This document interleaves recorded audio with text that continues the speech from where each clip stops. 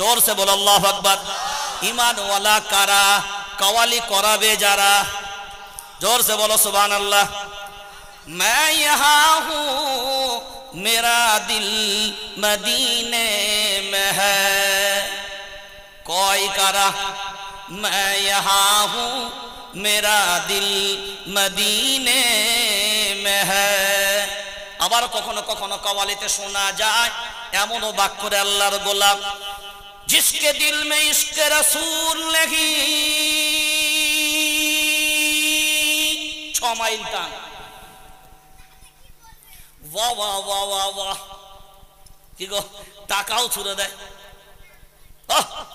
जिसके दिल में इश्क रसूल नहीं उसका ईमान नहीं, कोई ना जिसके दिल में इश्क रसूल नहीं उसका ईमान नहीं। बोलছে যিনি প্যা প্যা चाचा चाचा ठासा ठासा, तो जिसके दिल में इश्क रसूल नहीं उसका ईमान नहीं।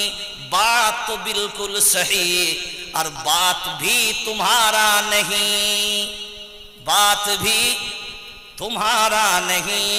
बात है नबी पैगंबर हमारी, ये तुम्हारी नहीं।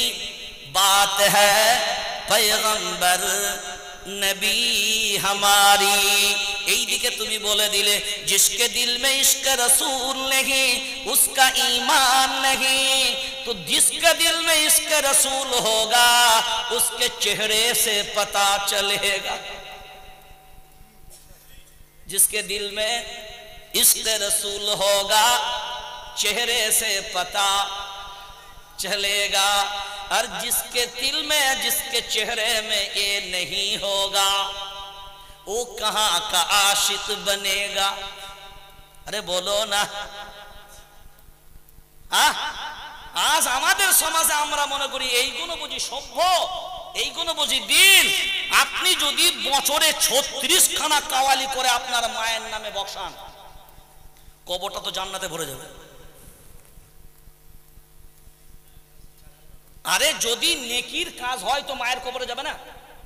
কথা বলেন।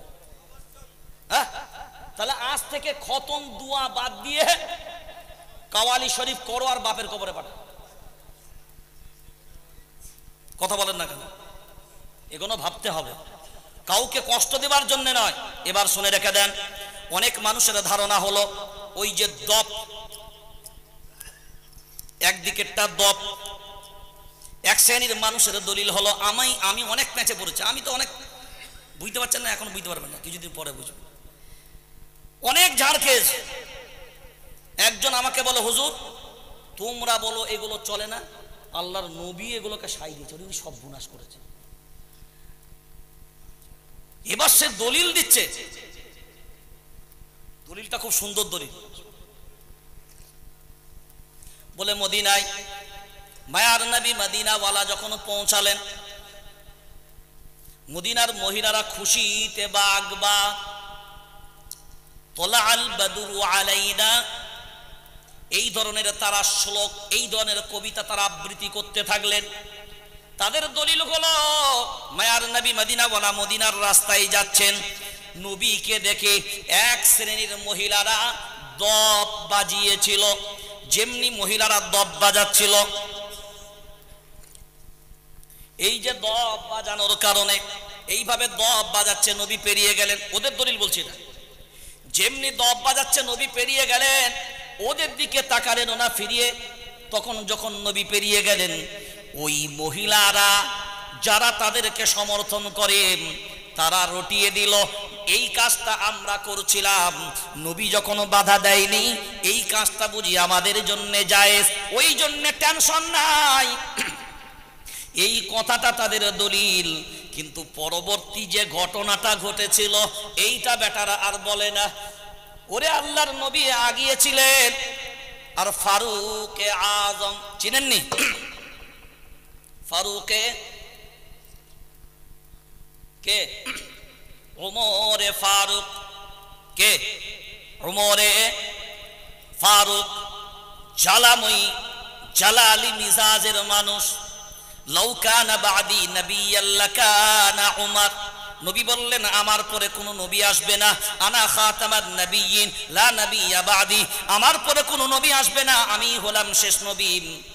কিন্তু যদি আল্লাহ নবী পাঠাতেন, লাউ কানা বাদি নাবিয়্যান লাকানা উমর, একমাত্র নবুয়তের উপযুক্ত উমরই ছিল।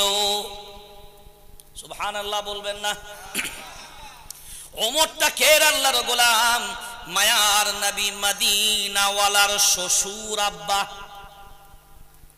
অনেকে জানেন না, অনেকে মনে করেন আবু বকর সিদ্দিক হলো আল্লাহর নবীর শ্বশুর, কিন্তু হযরতে ওমরও হলেন আল্লাহর নবীর শ্বশুর। হয়তো ওমরও হলেন আল্লাহর নবীর শ্বশুর। হ্যাঁ, হয়তো ওমরও তার একটা মেয়ের বিবাহ আল্লাহ রাসূলের সাথে দিয়েছিলেন। তাহলে আবু বকর সিদ্দিক রাদিয়াল্লাহু তাআলা একা শ্বশুর না, হয়তো ওমরও ছিলেন আল্লাহর রাসূলের শ্বশুর আব্বা। তো হযরতে ওমর যে রাস্তায় চলতো শয়তান, সেই রাস্তায় নবী যে রাস্তায় চলতো এই কথা বলেনি, বলছে কে? ওমর যে রাস্তায় চলতো শয়তান বেটা সে রাস্তায়। কারণ হয়তো ওমরের ফায়সালা হতো কথার আগে তালোয়ার, কথার আগে তালোয়ার। তো যখন আল্লাহ নবী পেরিয়ে গেল, এরা দব্বা এগুলো সব বাজাচ্ছিল, আল্লাহ নবী পেরিয়ে গেলেন, মহিলা যেহেতু তিনি তাকালেন না, ঘৃণার নজরে তাকাননি। কিসের নজরে? এখন আমি আপনাকে উদাহরণ দিচ্ছি। ধরুন আপনাদের এখানে একটা বিয়ের অনুষ্ঠান হচ্ছে, এখন হুজুর বিয়ে পড়াতে যাচ্ছে, আপনাদের ইমাম সাহেব। এখন মহিলারা তো যা ফ্যাশন বিয়ে বাড়িতে দেয়, ওটা তো বলে, আপনাদের দিকে তো ওইসব নাই, সব তো বোরখা ছাড়া বেরোয় না।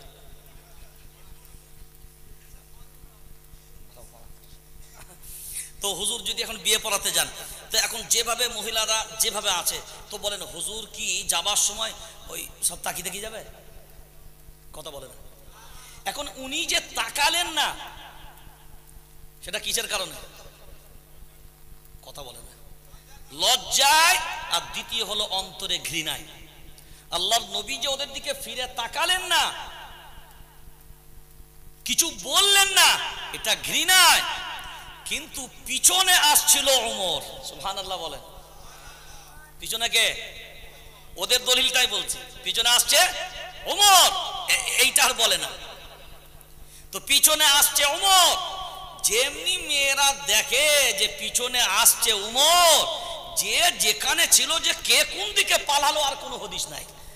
এরপর ওমর যখন সামনে গেলেন, তো নবী বলছেন শয়তান ওমরকে এত ভয় খায়। তাহলে ওদেরকে কি বললেন আল্লাহ নবী? এ বেটা তোদের দলিল তোরা বোঝ, 36 পৃষ্ঠা পড়েছিস, তা 37 পৃষ্ঠা কে বলবে? বুঝতে পারেন না? 36 পৃষ্ঠা পর্যন্ত পড়ে ছেড়ে দিলে হবে, তারপরে 37 পৃষ্ঠায় কি আছে সেটাও তো দেখতে হবে।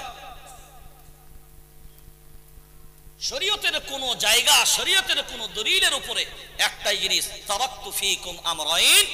এবার তাকান আল্লাহর নবীর সিদ্ধান্ত যেটা, তারাকতু ফীকুম আমরাইন, বিচ্ছিন্ন বিভিন্ন দিক বিদিক, এদিক সেদিক, এদিক সেদিক সব হবে, কিন্তু আমি নবী একটা সিদ্ধান্ত দিয়ে যাচ্ছি।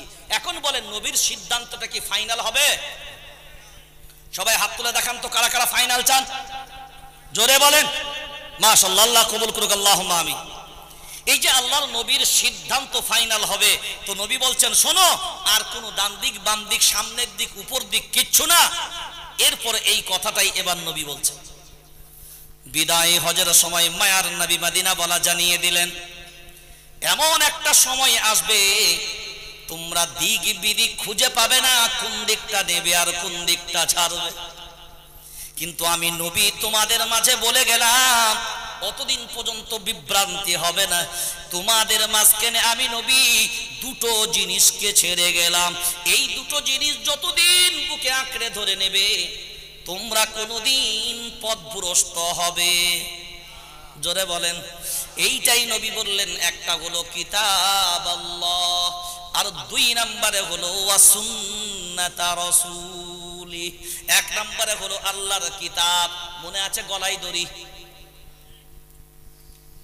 একটা হলো কিতাব আল্লাহর কোরআনের রশ্মিটা গলায় পরে নাও, মায়ার নবী মদিনা বলার সুন্নতের খোঁটায় দড়িটাকে বেঁধে দাও।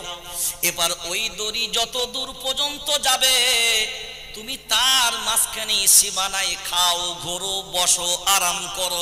ওটাই আল্লাহ কোরআনের ভাষায় বললেন তিলকা হুদুদুল্লাহ। বুঝতে পেরেছেন না পারেননি?